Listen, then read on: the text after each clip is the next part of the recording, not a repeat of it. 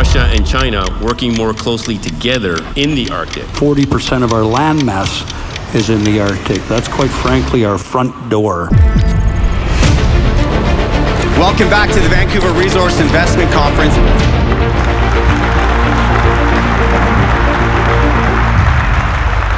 I want to start with a broad question for all of you first to kick things off, and that is, how are you thinking about the current geopolitical landscape and its potential implications for security, innovation, and resource extraction in the Arctic? And Hunter, I'll start with you. Yeah, I think generally speaking, what we've realized is Canada and its allies need to be prepared to defend themselves. And so the government's taken the initiative now to give us a meaningful amount of budget to work with to do that. But there's a lot of conflict around the world. And Canada is in a position now to build the capabilities, not just in the Arctic, but just generally speaking. We'll talk more about the Arctic in a bit, but the reality is we have a multi-trillion-dollar thoroughfare of trade happening that will grow over the next few decades, and it's an urgent issue. So we're excited to deal with it. Harjit, we spoke a lot about the geopolitical landscape in our conversation yesterday. I'm wondering what your thoughts are on how all of that is applied specifically to security in the Arctic and how you see it playing out from here. So first of all, it's about time, I would say, that the rest of the public and the world is actually talking about the Arctic. It is something of a great importance, something that the military has known for a very long time. And I would say because it's up in the north and in extreme conditions, that over time people have forgotten about that. And it's sad that from a geopolitical security threat is now forcing nations to think more clearly of it. And from the real concerns, the concerns were always there, but what we're now seeing are real actions that's taking place that's putting it front and center. And I'll give you a few examples of this. I've got to see the Arctic. So I'm going to step back a little bit. And Jeff's probably one of the best people who know the Arctic, considering the work that he's done.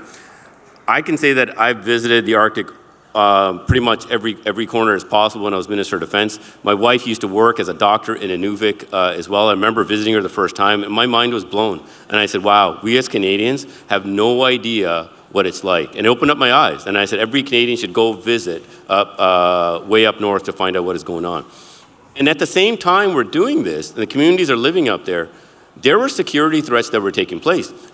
Because of NORAD, we have that. We get once in a while that a Russian bomber does fly through our system and we intercept.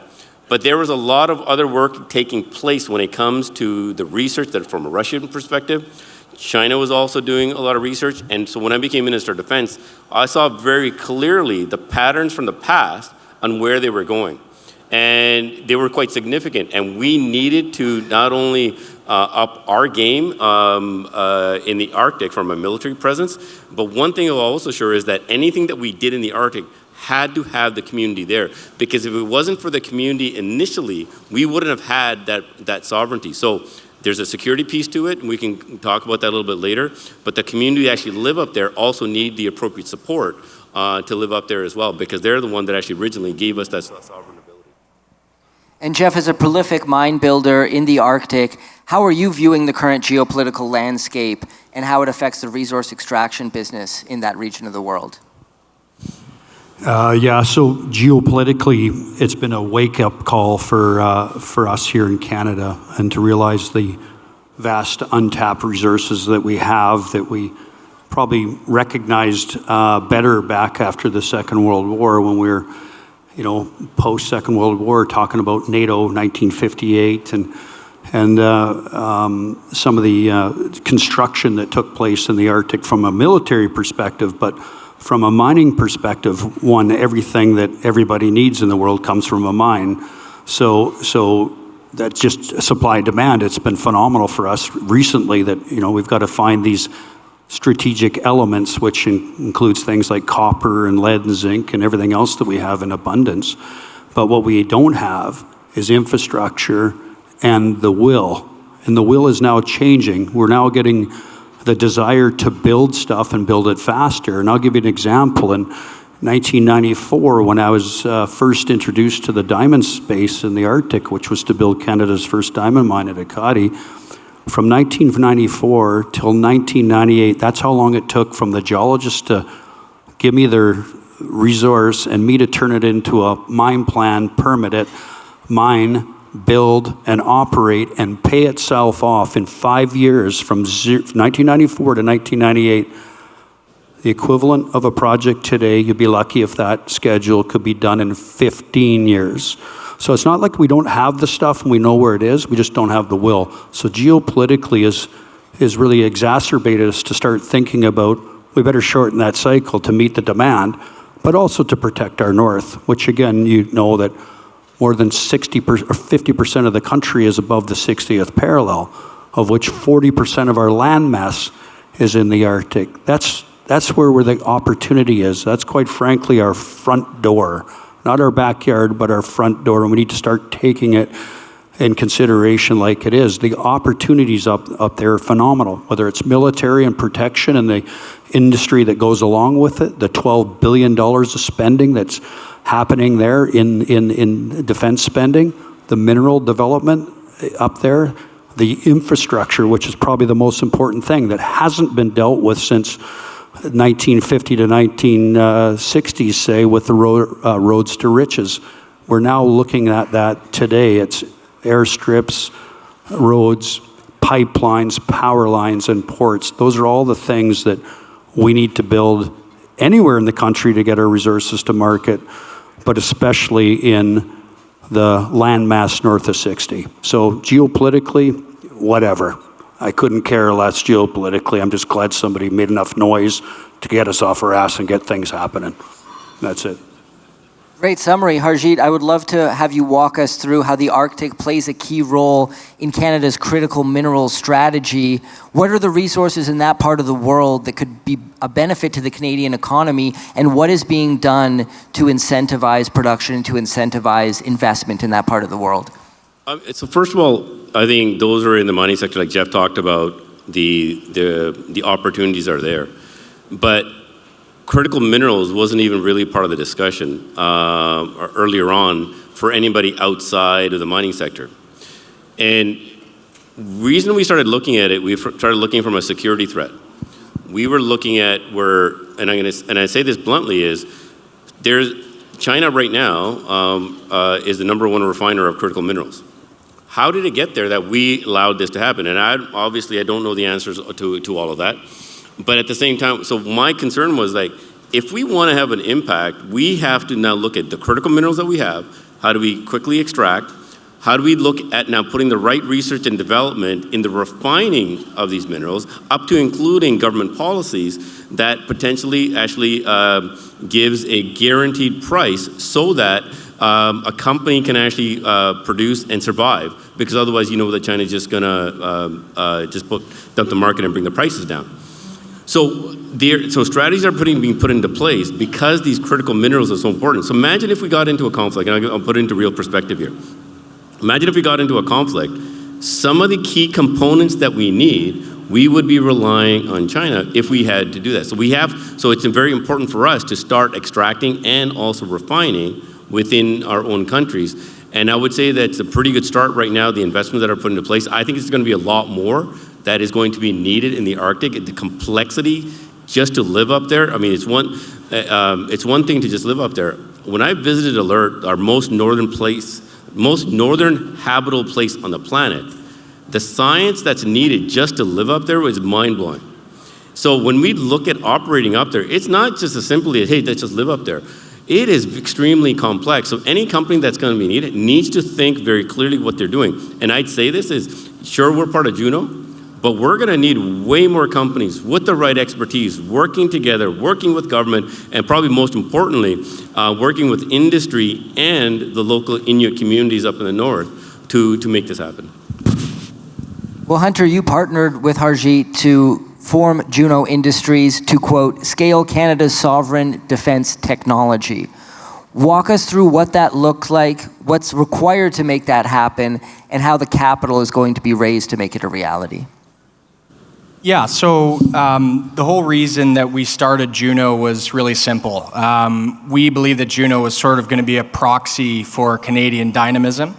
And what that means for me and means for Harj is we believe that Canada's best days are ahead of us. And as these both gentlemen have just said, there's an incredible amount of opportunity that this country has. You just take one step and look at the critical minerals opportunities up in the Arctic. We in Canada need to go back to basics and be able to sort of defend those build the capabilities to defend our sovereignty and our ability to actually extract those minerals. And so what we're doing at Juno, and again, you mentioned the remoteness of this place, we're building persistent systems, both hardware and software, that give this country the capabilities to A, defend itself, but B, maximize the value of what people like Jeff are doing up in the Arctic. And so you mentioned capital. I think to start off with, we've raised 100% of our money from Canadian investors. Our whole board and management is Canadian. And that kind of goes back to that concept of Canadian dynamism. But what's really exciting is for the first time ever, you've got this sort of generational growth cycle that's sponsored by a government budget to the tune of $80 billion over the next 5 years. That means access to companies like ours to bigger contracts, research and development, building robotic systems and technology that actually allows us to solve these problems. And you know, that's why Harj and I have sort of positioned Juno as a problem solver for our National Defense Department and for whoever our customer might be at the government. And it's important to mention that, you know, this is very different than building a software or hardware company and selling it to a private customer. You know, the DND and these government departments, they have a shopping list, they have a procurement list. And essentially, you know, when you talk about funding, we are looking to bring in capital to solve problems for the DND. And we hope that there's a lot of grants and public funding available for Canadian jobs, Canadian technology, Canadian innovation, which is really what Juno wants to be, as a national hub for those capabilities in the areas of defense technology. Not just for Canada, but for our allies as well. And, you know, as you mentioned, this funding is just generational. It hasn't happened before, and we hope that, you know, from a private perspective, investors also are catching up to that. And I will mention one more thing. Defense tech and this whole concept of sovereignty technology really hasn't been something has been talked about. And even if you look at Silicon Valley, this hasn't been an area that's been allocated a lot of capital. But what's happened in the US is you have two kind of major companies that provide validation for this industry. The first is Palantir, which a lot of you might be familiar with, one of the biggest darling stocks in the US. And additionally, privately, a company named Anduril, founded by Palmer Luckey, sort of a firebrand entrepreneur in the US, raised money at a $30-ish billion valuation last year. And so what that means is not only do you have this growth cycle from the government side of capital, you also have both privately and publicly, institutionally, and from a retail perspective, investor capital flowing into this space for the first time in a very new way. So we're very excited. And Jeff, let's go back to the mining sector in the Arctic. You alluded to it in your opening statement, but I'd love you to dive a little bit deeper into just the size and the scope of the opportunity being presented right now in the Arctic, the untapped potential, and how you think it can be realized. Yeah, as I mentioned, there's phenomenal wealth there from copper to lead, zinc, silver, gold, et cetera, and pretty much every element in the strategic list, the 32 in Canada and the 55 listed in the United States. So that's just a fabulous open field of opportunity. But what strands it is the lack of infrastructure. And just as we heard in the military, essentially everything in the military that they do, minus the shooting of guns and projectiles, is done in a mine. It's a logistics job. So the opportunity to share in the resource extraction and what's required to support it, the technology, being there and just locating yourself there and the infrastructure that's required, but all the monitoring and the digitization of actions up there, modernizing our efficiency and working up there, telecommunications, et cetera, that all plays in. So this is like the best place to advance things like drones or other fast-moving decision-making technology. So that's, I think, the benefit is not just the raw materials, it's the derivatives that come out of it, of us doing our thing, or whether it's the defense doing their thing, but most importantly, doing them together. And that's what interests me in Juno, and quite frankly, getting involved in the stock, because it's a lot of technology that we can use as an advantage as Canadians to get our resources out of the ground, because quite frankly, we don't get a choice where they're located. So I want to share just a quick picture. A picture's worth 1,000 words. That's latitude 69.5. That's Cambridge Bay, Northwest Territories, actually just on the border of the Territories and Nunavut. On the backside, and you can see it's nice little snowed in little port there, a couple ships frozen in. Backside here is latitude 70 degrees north, and that's Norway. That's Hammerfest, Norway. And its population is 30,000 people. 30 years ago, it was 3,000, about twice more than twice the population of this place. So similar latitudes, one has a little more ice. But Norway embraced the north. They embraced the suck. They can't go anywhere to get their minerals. What did they do? They embraced gas and oil. And they went from fishing village, nondescript fishing village, broke, bottom of the OECD countries, to the top, because they embraced energy, where it was, and what it takes to get it out. 30,000 people going to school, universities, hospitals, international airports, high technology. Not inventing ideas of what we should do, but doing it because they needed to do it. And that's fast action. That's what the resource business does. And that's how we can harness some of the Juno strategy to that technology. As a matter of fact, actually, I just was reading my text. I think Peter Brown and Rick Rule were just trying to buy the stock there. They wanted to, after hearing about this. So that's how fantastic, how fast things travel in the mining business. They jump all over it. You might wait a little bit longer before you get the Canadian government to make a procurement. They're fast followers. Well, they're followers, let's just say. So the mining business has this ability to push out front and get infrastructure moving and get a buzz so people can start spending and making this technology boom a reality here in Canada. Could I just add on what Jeff was saying? I think he brought up a really good point. When it comes to the Arctic, the opportunities of working together on looking at how to live up there that can benefit the community is substantial. For example, one of the biggest things I looked at was, if we're going to increase our military infrastructure, the energy needs. We were looking at diesel generators. So first thing I asked the question is, I said, what is the mining community and what are the communities doing up there? They were already, housing people, how they feed their people, the logistics piece. It was probably the most important pieces that we've looked at. So one of the things we actually ended up doing very early on was after we created the IDEAS program, what it is defense problems that pushed to the civilian sector to solve. And there was a project on micro-nuclear reactors. And I'm proud to say that there is a Canadian company that's actually working on the micro-nuclear reactor for the work that we need to do up in the north. But that technology, as it developed for the military, can be easily now utilized for the mines, but more importantly, for the communities that are up there.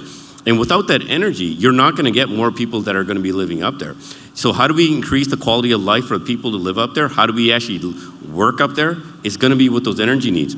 I've been actually, one of the first things I did when I got out of politics is actually start looking at energy companies. So in addition to nuclear energy, hydrogen technology has also advanced quite significantly. So all these things we need to take a look at. When we talk about logistics, that is probably the most complex piece we need to be mindful of. And we need to be able to work together. If somebody already has a solution for it, why we should be wasting time in an isolation trying to develop it? This is where we can work together very quickly, and we've done this before. Now, Nunavut, yes, there's challenges that we have up there, but it used to be an Air Force base. When I visited my wife, it's the capital town, and she was living in the old officers' quarters, right? So it's an opportunity where military technology in the past benefited the community, but what we need to now do is supersize this opportunity. Well, I'm going to stay with you, Harjit, because I'd love to ask the question, how do we get our allies on board when it comes to cooperation in terms of Arctic defense? And how much of a threat do you think is currently being presented in the Arctic by the presence of Russia and China there? So first of all, getting our allies wasn't very difficult. I don't know why, but there was kind of a unwritten policy that we should allow NATO to focus on Europe and other places, and NATO doesn't really need to get involved. When I had looked at the threats, I said, we're, as a NATO country, if Russia was to do something, NATO needs to respond. We can't wait for NATO nations to learn how to operate in our Arctic. And we work very closely with the Arctic nations, Norway and others. But we needed to start training now. So I don't know if any other former Secretary Generals ever visited, but I can tell you, Jens Stoltenberg, the former Secretary General, actually visited the Arctic, so he can get a better understanding of what NATO can do. And the threats there are extremely significant. Yes, we have the threats from Russia. Yes, we have significant security concerns when it comes to China. Let's not forget, I mean, imagine this. I had to try, a cruise ship going through it is a significant risk. If something happens, well, guess who's responding? The military. And it is a very complex environment to be able to respond to. Or if something happens that's significant in a mine, from a disaster perspective, we have to respond. And yes, there are internal things that obviously the company has, but we have to be able to understand the complexity of this. But the security threats not only are real, they're very, they're quite scary as well. And let's not forget one other thing. If a missile was to ever to be launched, and we talk about from North Korea or others, where do you think it's going over? It's not going to go directly to the US, it's going to go over Canada. And so we have to be mindful that we are part of this. But fortunately, we have been working very closely with our allies. The Arctic Council was an actual place where we can actually cooperate quite well. In fact, I actually probably had the most productive discussions with the Russians at the Arctic Council, because it really focused on what we can actually do together and benefit from each other's resources. But that has changed significantly when you see, what concerns me the most right now is when, from a security perspective, Russia and China working more closely together in the Arctic. So this is why we need to be way more prudent, we need to be smarter, and we need to work with our allies, but most importantly, we need to be the leaders when it comes to Arctic research and development and defense. And Hunter, I'd love to get your thoughts as well through the lens of the CEO of Juno Industries and how Juno Industries can assist in all of these things that Harjit was mentioning. Yeah, I think, look, we're looking at a lot of different things at Juno, and it goes back to that concept of being a problem solver. And so this is a business where you have one customer. And the goal for us is to be as innovative but also as flexible as possible in order to maneuver and have our technical team, maneuver around what the problems might be. In the near term, it's basic concepts. We're looking at threat detection, we're looking at risk mitigation, we're looking at basically building the foundation and referencing what Harj and Jeff have said, the size and scale of the Arctic is just massive. There's 160 kilometers of shoreline. And that's why it's been so hard to have a consistent, meaningful presence from a defense perspective. So simply put, without getting into specifics too quickly, Juno wants to build persistent threat detection technology. You look at what's happening in Ukraine, and the battlefield has modernized. We're focusing on things that are relevant in what we're seeing around the world. Autonomous systems, AI-driven software are really the core of that. But it can be as simple as Jeff said, drones that are situated around choke points or new ports that are being built or new airways that are being built. If you're starting from zero, getting capabilities like that up that are persistent, meaning they're consistently monitoring that kind of threat detection, those kind of threats, and creating, ultimately systems that address all domains, land, sea, air, and space. Where the real power comes in for what Juno's building is being able to collect data from all those different types of sensors and different types of systems, and merging that into one system, software system that's capable of basically churning through what is thousands of points of data every second from all these different systems and doing live threat detection capabilities. Ultimately, as we invest more capital as a country, and it really does start with those ports and those airstrips and that infrastructure. We simply just want to be the premier problem solver for security concerns around that economic development. Great, and Jeff, I'd like to turn back to you on the mining side right now and pose the question of what are the benefits and potential downsides of operating a mining company in Nunavut, Yukon, and the Northwest Territories, which are the main regions of Canada that are in the Arctic Circle? I want a better question. There is no downside. Again, there's a phenomenal experience in the North to solve problems, the challenges, whether they be human or technical. It's really an ethos. We just have to decide we want to be there and make it, and we'll power through any perceived downside. So I love the mining business. I'd like to expose it to more people. The mining business touches, as I say, the military aspect of everything. The fact that the mining and energy business in Canada is the largest spender of technology, we're happy to pool with others to figure these things out. As far as, the cold weather, the remoteness, you have to embrace what other people would think is the suck, those downsides. So we got to change that narrative for folks down here, really to challenge them to want to go there and participate and solve problems. We need the new young minds of today to start pushing in up there and pull them into our industry. So, it's just like we talk about ESG and DEI, all those words, they're like invented recently words, but they've been in existence in the North for all of my career, and that's 40 years actually in the mining business.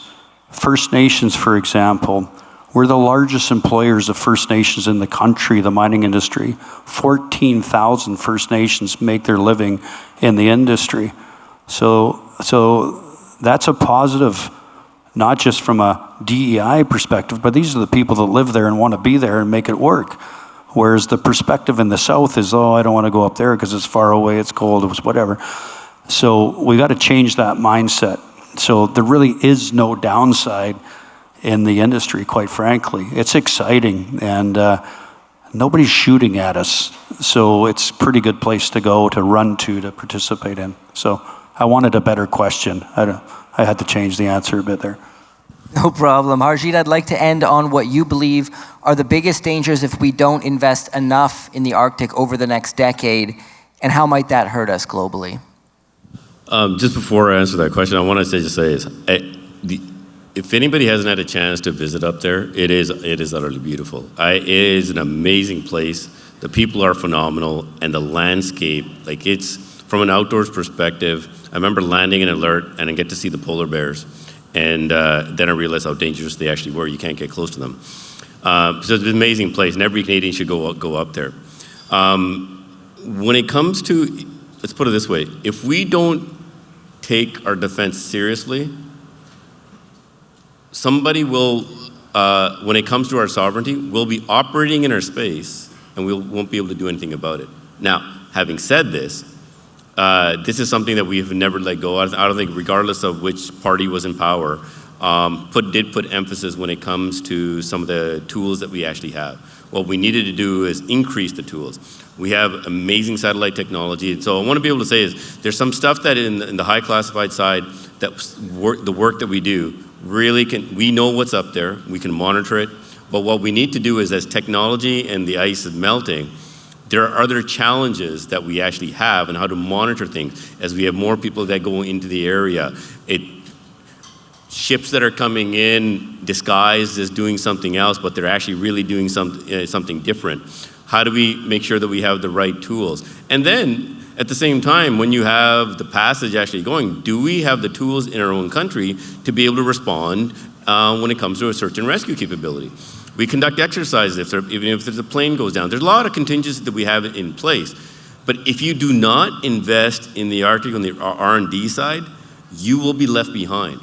And it is an area that you need to be continually invest in. And my goal was that the R&D for the Arctic remains evergreen. And pretty much what that means is there has to be a decision made for continued R&D investment. So it's not like you put $1 billion or $10 billion and that's it. The scientists or the companies, everybody out there needs to know there'll be money continually flowing so that we can stay up to date. And I think there's going to be some significant opportunities up in the north. We have to do it safely. We got to be able to aggressively state that when it comes to our sovereignty, not only we know that you're there, and if you try to intervene or try to do something, we have the ability to now to intercept and take serious action. And so there's that. But probably the most important thing, the takeaway that I got visiting up in the north and to as many communities as I could, obviously I didn't live up there, was the actual communities. That anything that we do up there has to benefit from the communities. So when people talk about dual purpose, from a government policy perspective, the reason I know that because I put it in there, it's not dual purpose for the military. That's multi-role. Dual purpose for up there is anything that we're doing up within the military needs to benefit for the community. So when it comes to, if we're looking at refueling stations for our ships, well, let's build a bigger port that can benefit the community. If we're going to be putting energy needs for the military, well, how does it benefit for the community? Everything that we do there, and we need to constantly think about supporting the community. And I think that will be a far better economic driver as we bring defense investment into the Arctic, and it'll send a very strong message to any of our adversaries out there that potentially might be. Right now, by the way, they know what our capabilities are. They know that we'll monitor. They know that we have the ability to intercept. And by the way, a few times we've had to do things like that. But we need to continually invest in those technologies and capabilities so that deterrence message is always there, so that everybody knows when it comes to our Arctic sovereignty, it's our economic opportunity. Well, thank you so much, all of you, for coming on this panel today. Fantastic insight shared. Ladies and gentlemen, a warm round of applause.